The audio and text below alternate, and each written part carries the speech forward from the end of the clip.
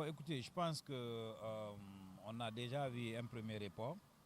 Je pense que c'est sur la base de certaines analyses et notamment de situations qui avaient amené la DGE à reporter la date pour le 30e mai.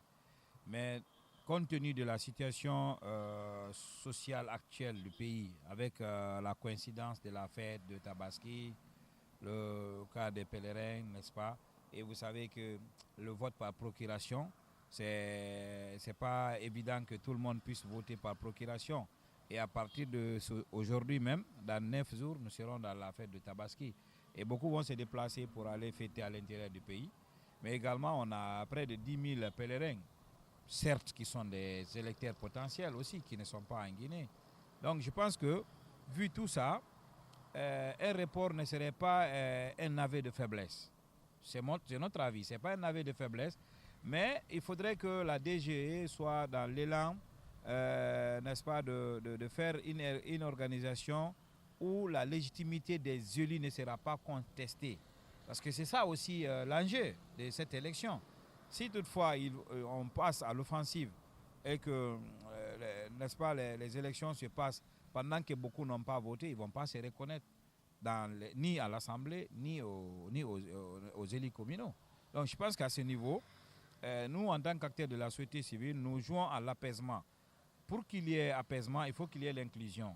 Il faut qu'on évite des frustrations, il faut qu'on évite l'exclusion. Et ils viennent de faire un communiqué, n'est-ce pas, demandant à tous ces acteurs politiques, que ce soit une liste, notamment, que ce soit un parti politique ou une liste des comptes bancaires. Et nous savons que c'est tellement joli à entendre et que ça pouvait encore rendre beaucoup plus légal pour savoir comment circulent les capitaux au niveau de ces partis, notamment de ces partis politiques, pour éviter, n'est-ce pas, des éventuels financements et de blanchiment d'argent ou des financements illicites. Donc nous sommes encore dans cette position. Nous plaidons pour un report, n'est-ce pas, après, disons, la fête de Tabaski, après, notamment, disons, 2 à 3 semaines ou un mois après la fête et le retour des pèlerins, notamment, pour permettre aussi à ceux qui pensent qu'ils sont légers ou qui sont exclus de se préparer de plus. Parce que il ne sert à rien d'aller à une élection qui sera après contestée. Et nous ne le souhaitons pas. Nous sommes des acteurs de paix, nous faisons la promotion de la paix, certes, mais la paix se construit à travers le respect de certaines lois, mais aussi d'acceptation de consensus et de plaidoyer. Donc nous, en tant qu'organisation de la société civile, nous plaidons une fois encore à ce que cette date soit revue.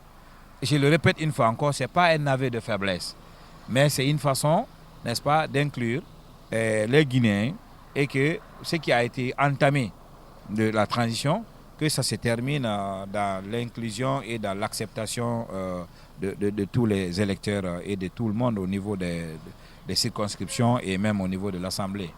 Écoutez, je pense que nous avons toujours dit qu'il faut saluer la maturité du peuple de Guinée qui a accepté d'abord d'aller au référendum sans problème, qui a accepté d'aller aux élections présidentielles sans problème. Donc je pense que certes, il y a un enjeu au niveau des élus, parce que cette élection communale et législative, c'est un enjeu de décentralisation. Et c'est le pouvoir de proximité.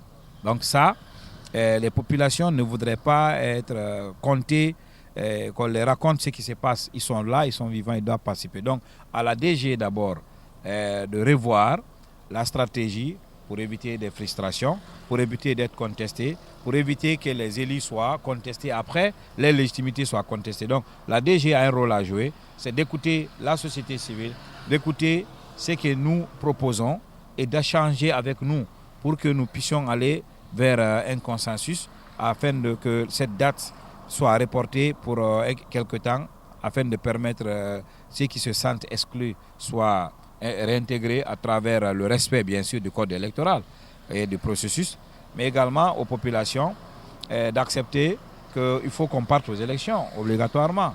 Et moi j'ai entendu beaucoup, ce que j'exprime là, c'est ce que le bas peuple dit dans les endroits, dans les cafés, dans les familles, à l'école, à l'université. Chacun pense que la date n'est pas tenable compte tenu de ces facteurs dont je viens d'énumérer.